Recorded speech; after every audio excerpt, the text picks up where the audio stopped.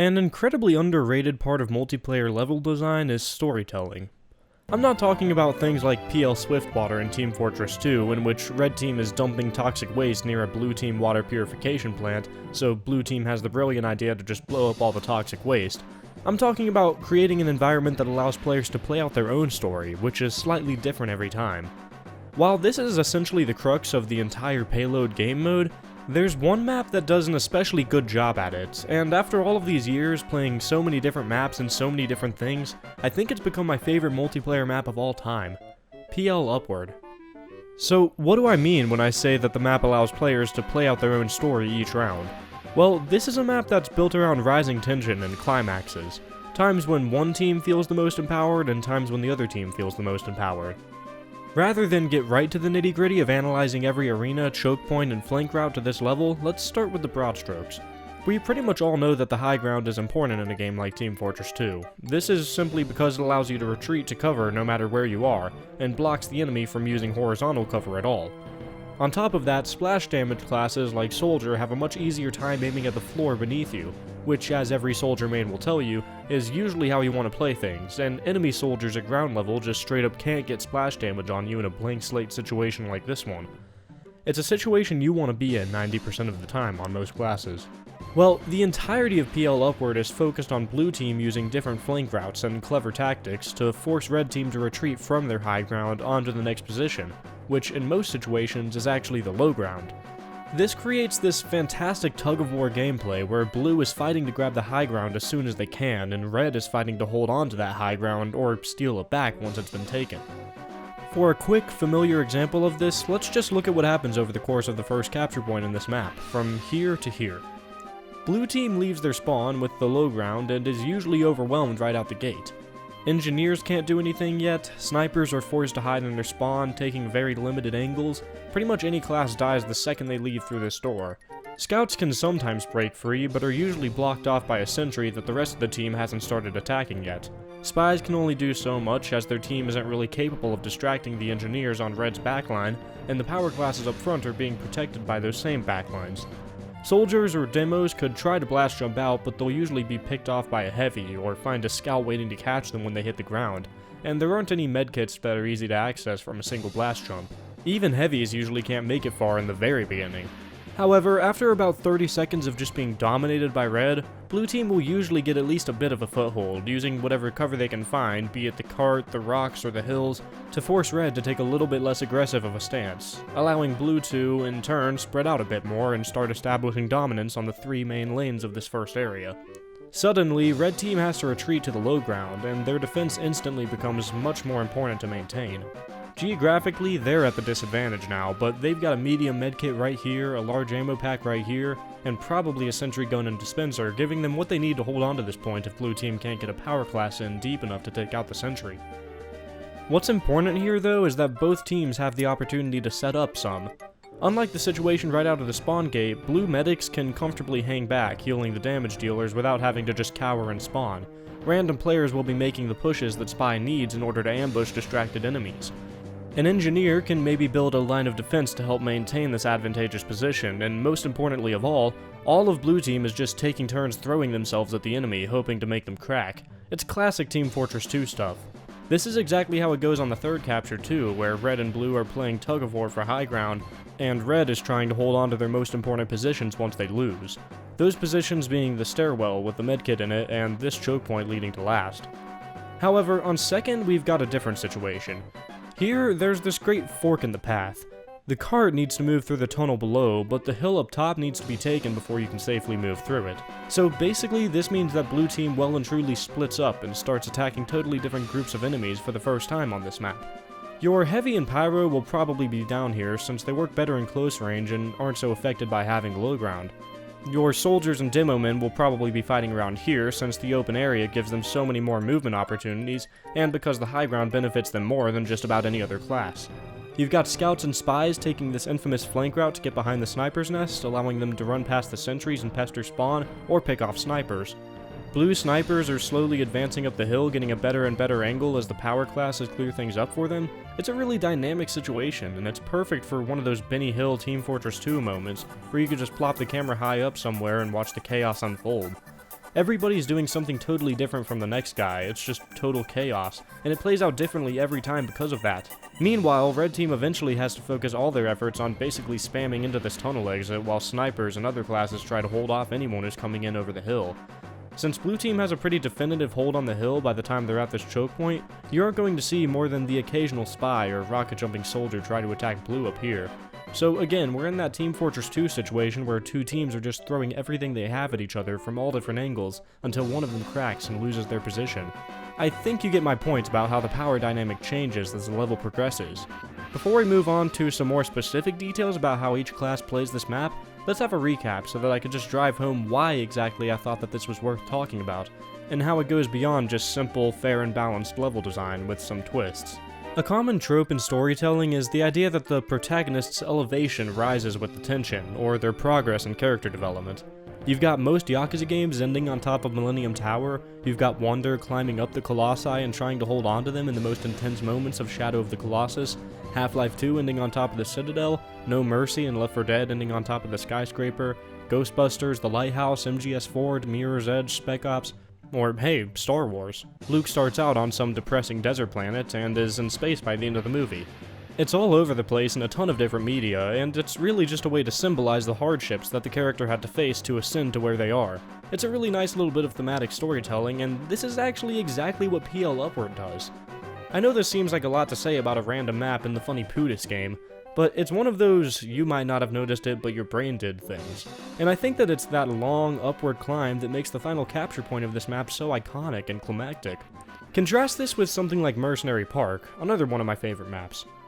This final capture point is laid out very similarly from a mechanical perspective to the final cap in Upward.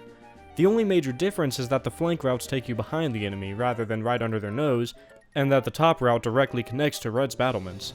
However, I never see people getting half as excited at the ending of this map as they do in Upward, no matter how close a game is. And if you ask me, that's just because Mercenary Park is a simple, boring straight line with various choke points and side routes put onto it. In Upward, however, you really do feel that climb up the mountain, even if you aren't thinking about it as you're playing. Oh, follow me. I'll follow you to the end. Hell yeah. Yes. Good job, Doc. You too, man. Good job.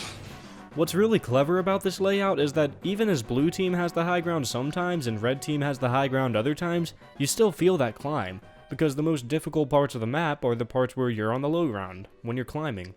All of this stuff might seem totally unimportant, but again, I think it adds so much to the feeling of this map, and it shows a level of care and thought that so many maps and so many games never had. Blue Team climbing this mountain against all odds is iconic in a way that the alligators on Mercenary Park, or the saw blades on Sawmill, or the castle gates on DeGroot Keep, or the bounce pads on the Longest Yard, or the flag rooms on Blood Gulch could only dream of. So, aside from general balance stuff, which is a given, that's what makes Upward a great map. What we haven't really touched on is what makes Upward a great Team Fortress 2 map. Team Fortress 2 has one major challenge that every single design decision has to be made around. Every class needs to be appealing to players. If too many scouts and spies are rushing snipers and the sniper's team isn't defending him, then we'll need to give sniper a weapon that can deter those lighter opponents, so that people don't get tilted off the class they want to play. If fire is the best way to detect a spy, then we need to give the spy an option to counter this play, so people don't get tilted off of spy, and so on.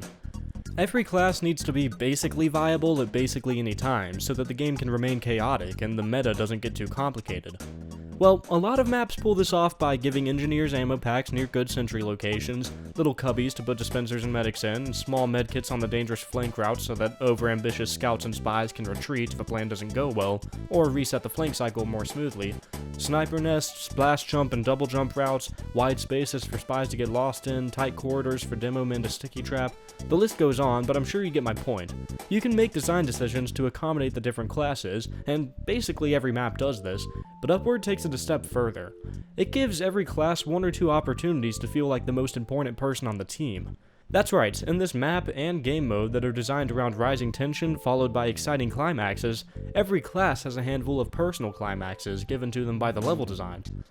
Luckily, I've been gathering footage for just this occasion, but if you've played a lot of Upward, you'll kind of feel an aura when I show these different areas. I might show this section right here, and you'll hear the laughter of 1,000 Pyro mains. But when I show you this section from this angle, you'll hear the agonized screams of those same Pyro mains. Or I could show you this hill from this angle, and you'll picture headshots against demo men and ducking shots from blue snipers, and so on. Let's take a look at how these sorts of things work from a level design perspective, and see where and how this map lets these classes play at their absolute best. We'll start with the Scout. So, after the initial bloodbath outside of blue spawn, Scout immediately has a wealth of options to get him to where he wants to be, right here, where he can annoy the enemy the most, without getting caught up in the sentry gun's radius. To get here, you've got a left path and a right path. I prefer the right path, but occasionally it can be too hectic or protected by a heavy or something on this bridge. In which case, you can start on the left path, and then switch to the right halfway through, using these rocks and this canal as cover. I like to do a little double jump here to minimize my exposure to this angle, coming right out behind where the heavy is going to be. On the subject of double jumps, you can also jump off of this rock onto the sniper's nest to hopefully kill the sniper, and maybe even destroy a dispenser if the sentry was placed back a bit further than usual in order to protect the most common teleporter spots. This isn't always most helpful guy on the team material quite yet, but if you take out that dispenser early, or maybe even catch the engineer with his pants down and kill him, there's a good chance you just won your team this first cap. As for Red Scout, he's very situational with the first cap, and in fact the whole of this map. There isn't a whole lot you can do beyond defending your team and punishing overextenders and stragglers, unless that initial bloodbath really goes in your team's favor. See, Scout is a monster in one-on-ones, and when your team wipes out Blue, that means that Blue is going to be coming out only one or two at a time. This applies to every spawn when you're playing as Red Scout, but it especially applies to the first spawn, where there are multiple exits. So let's just get this out of the way now. One man can't really spawn camp a place with this many exits, but Scout can pick off these guys one at a time no problem once their spawns are out of sync and they aren't all attacking at once. Red team wins by wasting time, and this right here is exactly how that's done. Basically, to play Red Scout and feel like a god, you just need to take those flank routes, kill the enemy medic, and pick off stragglers. The old flying guillotine rap assassin combo is great at making up for Red Scout's shortcomings in the wide open areas of this map.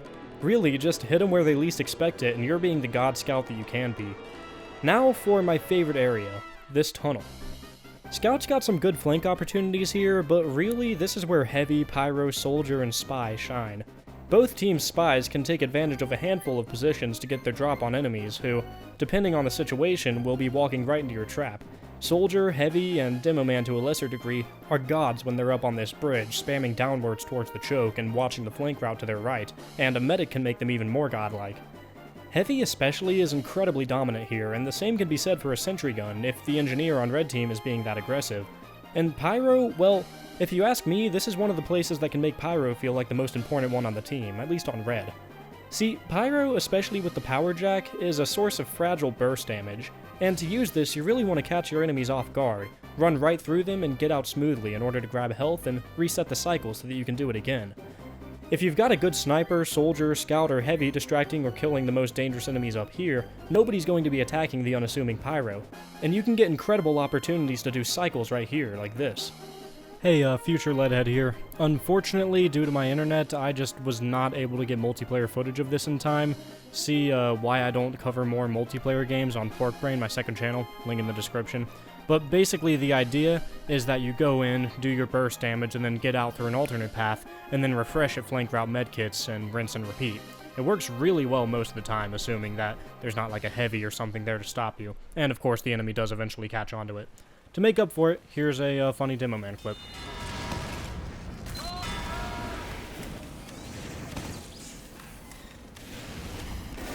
Spy around here! Oh!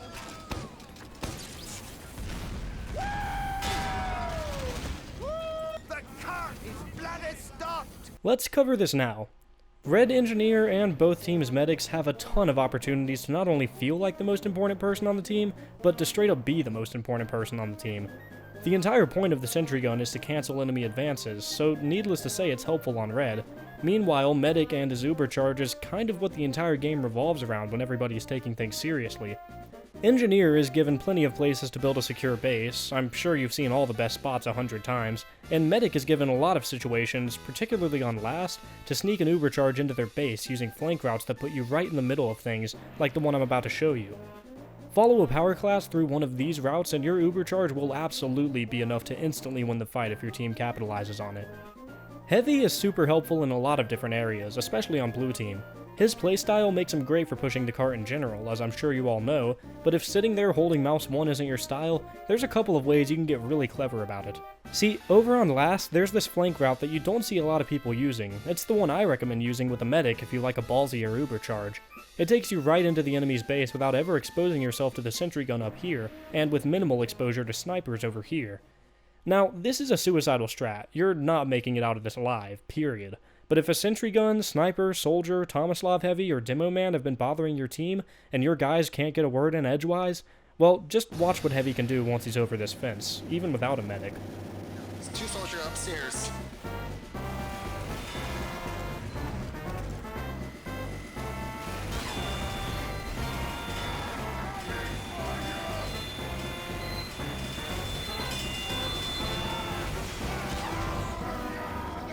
Blue Scout can also be a game changer here if he takes out those snipers and sticky trap demo men that keep killing your guys when they try to push the cart. And hey, if you're playing demo man and just can't get anyone to take down this sentry, well, demolition is in your name, and this angle right here is amazing for taking down the sentry. This is something that only demo men can do. Needless to say, it makes you feel like the most important person, and the same can be said for a bunch of different sentry spots. And as for red demo men, well, you know where the cart is headed, and you can put sticky traps anywhere that can completely stop the enemy push. And as we all know, wasting the enemy's time is winning on red team. As long as we're talking about this last cap, let's talk about my other favorite area on this map, right here. These might be the most interesting stairs in gaming. First off, Pyro. This is where red and blue Pyro can completely control things. If the main area is clear enough that red Pyro can get across to the top of these stairs, they're absolutely destroying anybody that comes in here by controlling this medkit at the bottom, fixing Pyro's greatest weakness, how much damage they have to put themselves in to attack. Not to mention, Air Blast allows you to really disorient the enemy in a vertical area like this, and if things go too badly, then you can escape back to your team so easily with this route. As for blue Pyro, well, this is where he gets to shine too. All of the same stuff applies, except for the fact that you're attacking rather than defending. So once you've cleared out the guys who are trying to move through this area, you can kind of go anywhere you want. You can go up these stairs to catch cart defenders off guard, especially with a backburner, or you can go through that flank route I showed earlier in order to cause more damage to enemy snipers, demo men, or whatever. It's not quite as good as getting a heavy through here, but it's an amazing route regardless for almost any class. And not only that, you've got a nice, gigantic hole to air blast enemies into if the opportunity comes up. I've had more Pyro v Pyro fights in these stairs than anywhere else in the whole game. This is Pyro's element, no two ways about it. Oh, and while we're at this staircase, Red Soldier absolutely dominates this whole area at the top of it. He has high ground on a number of positions, and he's one of the only classes that can actually get here quickly and without having to cross a bunch of enemy fire. Hell, they even have a medkit here so that he can heal up after his rocket jump. This is the place to be, no two ways about it. Whether the enemy is pushing from here or here, there isn't much they can do to get past a soldier who's playing his cards right, and the same could be said to a lesser extent about a red demo man. This last cap really does a lot for the level, so let's stay here a bit longer before we move backwards to third. Also on this cap is where Blue Engineer is most likely to become the most important member of this team. I've had so many games where I didn't notice the Engineer doing a single thing until we were setting up out here, and then that Engie got an MVP at the end. While this applies to a couple of other areas too, this is pretty much the farthest you have to run to get to the front lines in any section of the map.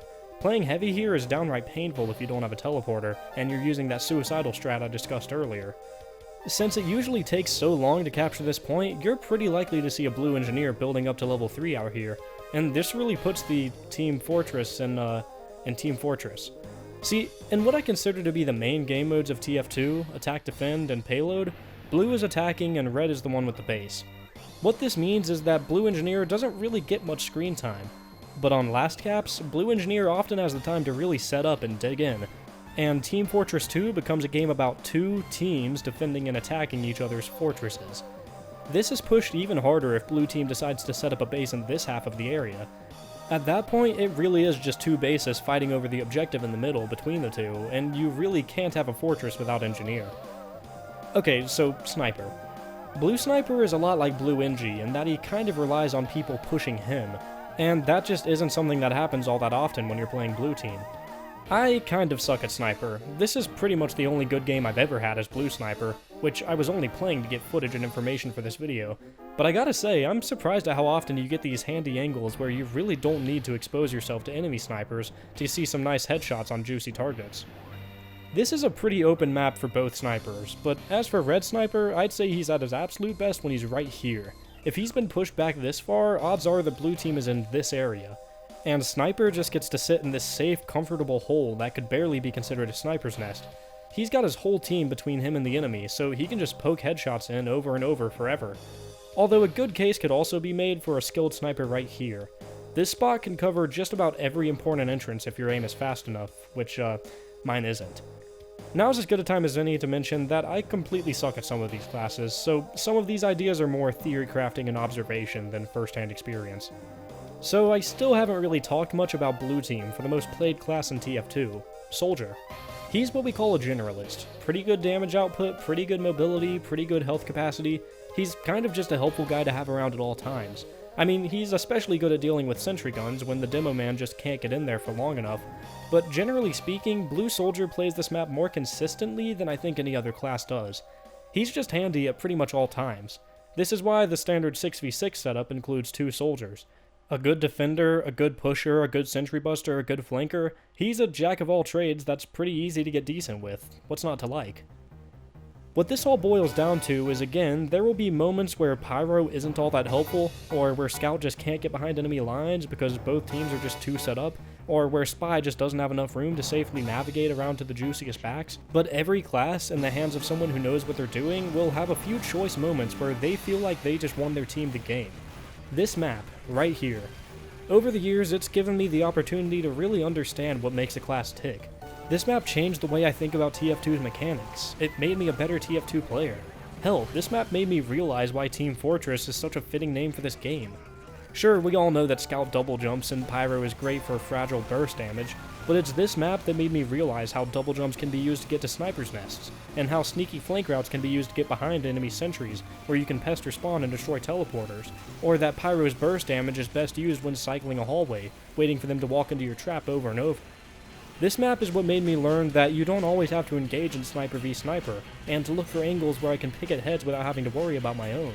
This map made me realize that I can strategically place my dispenser and teleporter to make my team gather where they're most needed.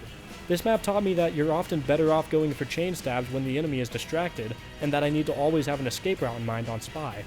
It taught me that Demo Man is great at picking off engineer buildings because he doesn't need to risk a direct line of sight to do massive damage, and that it's a medic's job to keep an eye out for spies, and that Soldier needs to always take the high ground, and that Heavy works best in tight corridors where his enemies can't attack him until they're close, and so much more.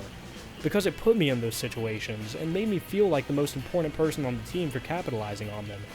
This map right here showcases everything that I love about Scout, Soldier, Pyro, Demo Man, Heavy, Engineer, Medic, Sniper, and Spy. It showcases everything that I love about level design. It showcases everything that I love about Team Fortress 2.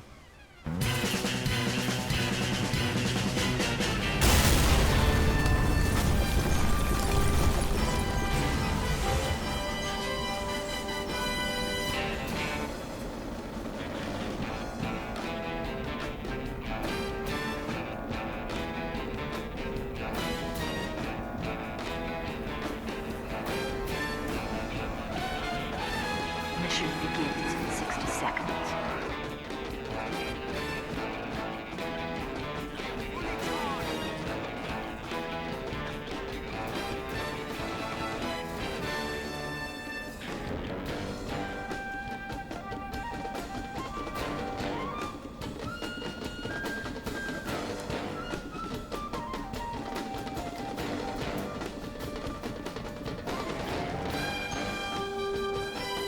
Mission begins in 30 seconds.